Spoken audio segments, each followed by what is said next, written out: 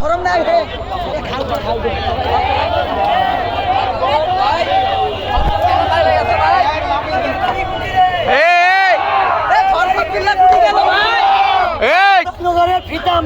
আপনাদের কি ভিউ দরকার নাই? চলে গেলেন এই মুহূর্তে দেখা যাচ্ছে ওইতে চলে যাচ্ছেন রেগে মেগে মানিক ভাই আপনার কি ভিউ ব্যবসার দরকার নাই? এইটা আমার ভাই আছে। ভাই আপনাদের ভিউর দরকার নেই, আপনারা দৌড় দিলেন না কেন?